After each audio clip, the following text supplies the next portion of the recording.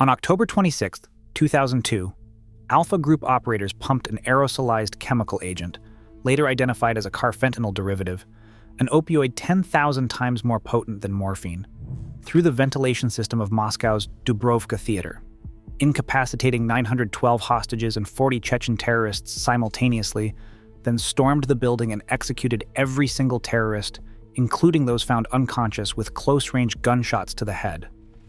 130 hostages died from the gas because the Russian government refused to disclose the agent's identity to emergency doctors desperately trying to save lives in hospital corridors. No Alpha operator faced investigation, no commander was disciplined, and President Vladimir Putin publicly praised the operation as a success, a definition of success that no American Special Operations Unit would be permitted to claim, survive politically, or morally endorse. Alpha Group's authority flows in a straight, unbroken line from the Kremlin to the operator's trigger finger. In peacetime, Alpha answers to the FSB's Counterterrorism Center, but in any crisis, the chain of command tightens instantly, running through the FSB director and, when needed, straight to the President's Security Service. At every step, political officers, known as commissars, remain embedded with operational teams, ensuring that the Kremlin's priorities are carried out without hesitation or legal review. When the order comes, there are no intermediate checks, no external approvals, and no requirement to consult legal counsel. The only question is how quickly the mission can be executed. This structure is not theoretical. During the 1979 assault on Kabul's Taj Beg Palace, known as Operation Storm 333, senior Alpha commanders received direct instructions to use any means necessary. The result? The assassination of Afghan President Hafizullah Amin, ordered and authorized by the top ranks of the KGB. There was no pause for legal debate or concern for international law. The chain of authority was designed to deliver lethal results, insulated from outside scrutiny. Delta Force operates inside a web of layered civilian and military oversight. No operation begins without a signed order from the Secretary of Defense or, in the most sensitive cases, the President.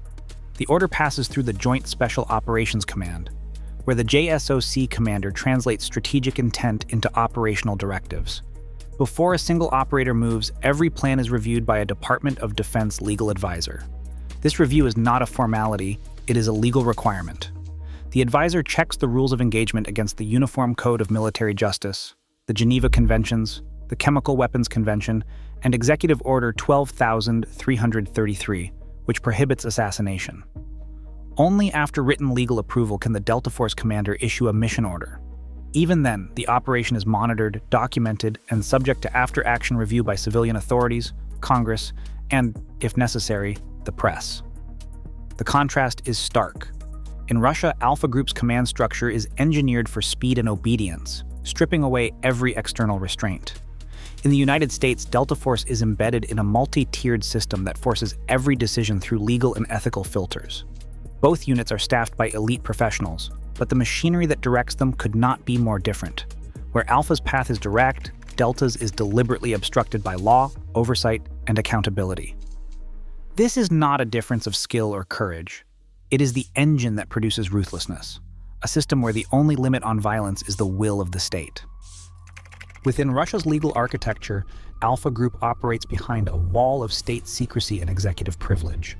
The laws governing its actions, most notably Federal Law No. 40FZ on the Federal Security Service and Federal Law No. 35FZ on counterterrorism, authorize the use of special means and methods during counter-terror operations, but these statutes do more than grant powers. They shield operators and commanders from criminal or civil prosecution so long as their actions are deemed necessary for state security. Article 13 of the Counterterrorism Law, for instance, immunizes Alpha personnel from liability if force is used in accordance with this law to eliminate a terrorist threat. In practice, this means that even when operations result in mass civilian casualties or the use of banned tactics, there is no mechanism for independent investigation or judicial review. The phrase collective immunity appears in FSB post-operation reports describing the blanket protection extended to all participants, regardless of outcome. After the Moscow theater siege, where over 130 hostages died from a carfentanil-based gas, and following the Beslan school assault, which left 334 dead, Not a single Alpha operator or commander faced prosecution. Parliamentary commissions and internal FSB inquiries consistently concluded that actions were justified by the extraordinary threat, closing the door to outside scrutiny. The American legal system, by contrast, is built on a dense network of statutory and treaty-based constraints. Every Delta Force operation is anchored in a series of legal requirements. Executive Order 12,333 prohibits assassination. The Chemical Weapons Convention bans the use of agents like carfentanil against civilians. The Geneva Conventions demand proportionality and distinction between combatants and non-combatants. And the Uniform Code of Military Justice provides for courts-martial in cases of war crimes or unauthorized violence. Rules of engagement are not advisory, they are binding, and legal advisors have the authority to halt a mission if it risks violating domestic or international law. After-action reviews are mandatory, and any evidence of excessive force, civilian harm, or deviation from approved tactics can trigger investigations by Congress, the Department of Defense, or even federal courts. Accountability is not theoretical. Operators and commanders have been disciplined, relieved, or prosecuted for breaches, reinforcing a culture where the law is not a guideline, but an operational boundary. This is the structural engine that produces ruthlessness. Alpha Group's operators are not more violent by nature than their American counterparts. They are enabled by a system that removes legal, political, and ethical barriers. The Russian state's promise of collective immunity turns even the most extreme methods, chemical weapons, mass casualty assaults, summary executions, into permissible tools. In the US system, those same actions would end careers, provoke public scandal, and likely lead to criminal charges. The difference is not in the operator, but in the law that governs him. Where Delta Force is constrained by statutes and oversight, Alpha Group is unleashed by the absence of both. On July 29, 1974, KGB Chairman Yuri Andropov signed the order that created Alpha Group. The language of that founding directive was blunt and absolute. Alpha was placed under the 7th Directorate, the KGB's surveillance and regime protection arm. Its mission: suppress terrorism, diversion, and any action by hostile extremist elements, foreign or domestic, threatening the political integrity of the Soviet state. The text did not mention proportionality, civilian protection, or respect for humanitarian law. There were no clauses on minimizing harm, no references to international treaties, and no legal breaks on the use of force.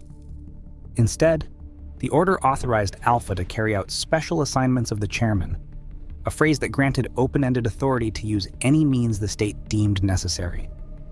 This was not a counterterrorism unit in the Western sense. It was a political police strike force, chartered to protect the regime itself. Andropov's intent was clear. Alpha would be the Kremlin's direct action instrument, reporting only to the highest levels of KGB command.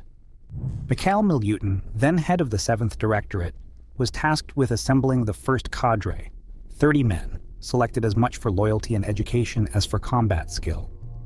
Their training was built around the assumption that political imperatives would always outweigh humanitarian considerations.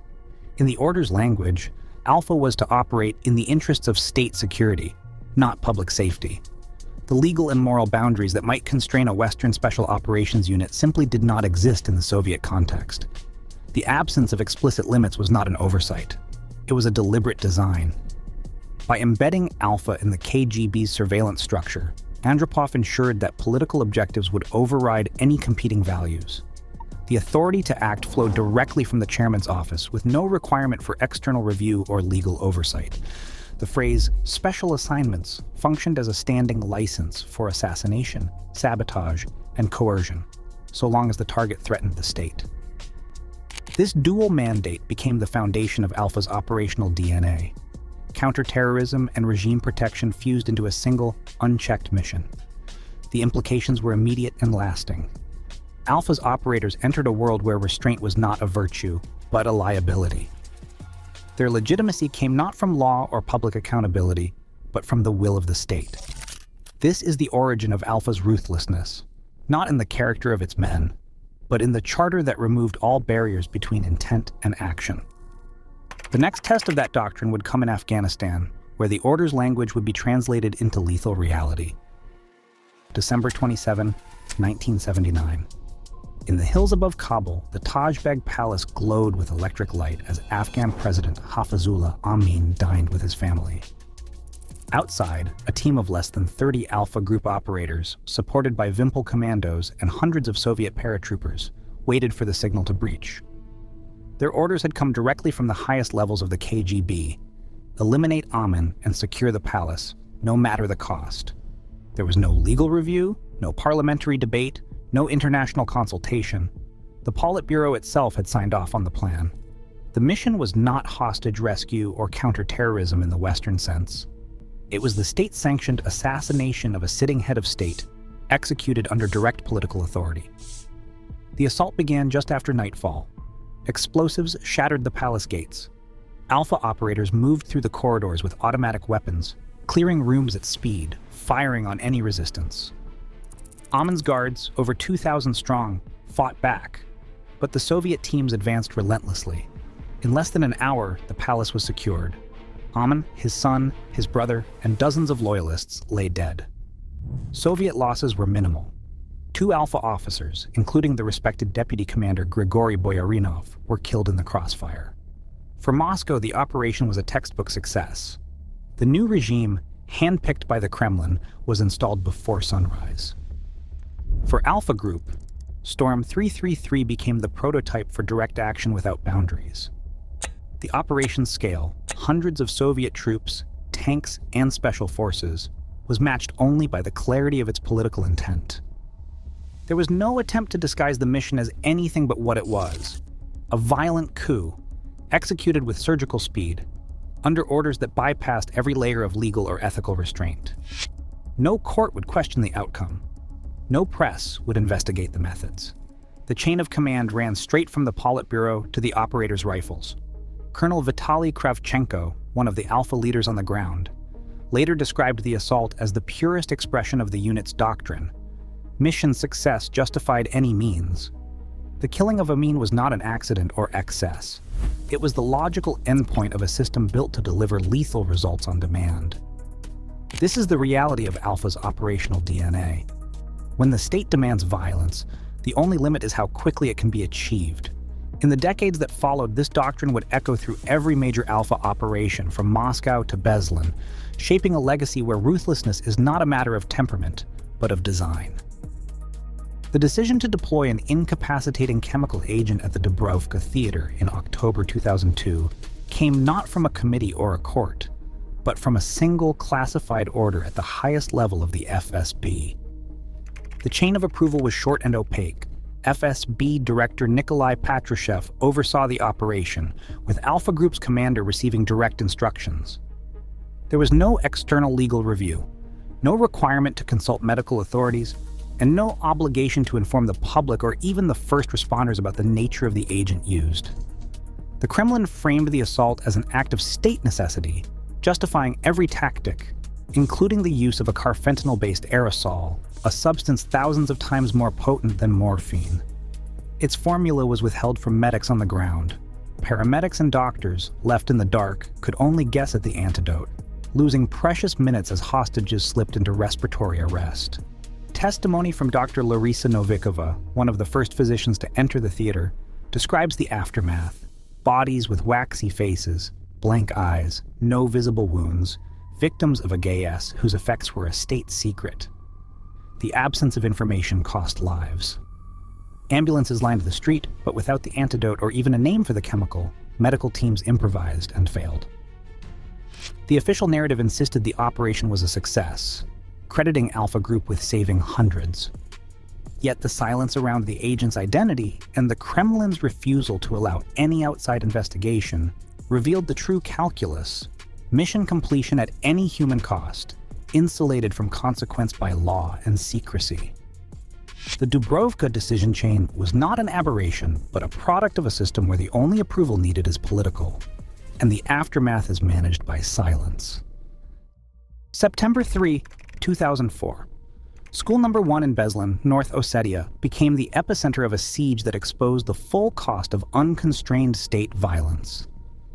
Inside, more than 1,100 hostages, most of them children, were packed into a sweltering gymnasium surrounded by explosives and militants demanding an end to the Chechen War. After 3 days without food or water, chaos erupted when explosions tore through the building. Russian security forces, including Alpha Group, responded with overwhelming force. T-80 tanks fired high-explosive rounds into the school. Operators used RPO-A Schmel thermobaric rockets designed to ignite firestorms in enclosed spaces against rooms still holding hostages. The result was carnage. 334 people killed, among them 186 children. The European Court of Human Rights later found Russia had used disproportionate force, violating the right to life. Testimony and forensic evidence showed that many hostages died not from terrorist bombs, but from the heavy weapons and incendiary munitions used in the assault. In the aftermath, Alpha snipers executed wounded militants where they lay, following a doctrine that treats any unconscious enemy as a continuing threat. No Alpha commander or operator faced prosecution. Russian authorities framed the outcome as a tragic but necessary victory. There was no independent inquiry, no legal reckoning, and no public accounting for the decision to use battlefield weapons in a school full of children. The legal framework, shielded by Article 13 of the Counterterrorism Law, ensured collective immunity for all involved. The Beslan catastrophe stands as the final proof. When the only limit on force is the will of the state, the human cost is measured in hundreds of innocent lives. Alpha Group's training pipeline is designed to break down the ordinary boundaries that most special operators are taught to respect. New recruits, often in their early 20s, enter a 5-year program that fuses physical conditioning with political indoctrination and a curriculum that treats lethal force as a tool of statecraft. The modules are explicit: chemical weapons handling, active measures drills, and live fire exercises that include the execution of unconscious or wounded targets. Sergei Kozlov, a veteran instructor, describes training scenarios where operators are ordered to neutralize incapacitated enemies without hesitation, reinforcing the doctrine that any threat, even one lying motionless, must be eliminated to secure the mission. A different ethos shapes Delta Force. Most candidates are seasoned, non-commissioned officers in their 30s, selected for judgment as much as for physical skill. The training pipeline, typically 2 years from selection to operational status, is built around rules of engagement workshops, legal simulations, and scenario-based decision-making. Every exercise is shadowed by the expectation that force must be proportional and legal. Operators study the Geneva Conventions, the Chemical Weapons Convention, and Executive Order 12,333, which draws a hard line against assassination. Instructors penalize any breach of these rules, embedding a culture where ethical and legal boundaries are not optional, but absolute. This divergence in training is not cosmetic. Alpha's curriculum conditions its operators to see brutality as a necessary extension of state power, while Delta's prepares its members to weigh every action against a strict legal code. The result is not different men, but different outcomes. One group trained to accept mass casualties and summary executions as routine, the other compelled to minimize harm and answer for every shot fired. The brutality of Alpha's approach stands in stark contrast to Delta's emphasis on restraint. Today, Alpha Group's ruthlessness is not a function of individual temperament, but of a system that erases the boundary between state intent and human life. Where law and oversight restrain Delta Force, Alpha operates in their absence by design, not accident. This is the engine that produces atrocity as policy, not exception. In a world where lines blur, constraint, not capability, defines the moral cost of power.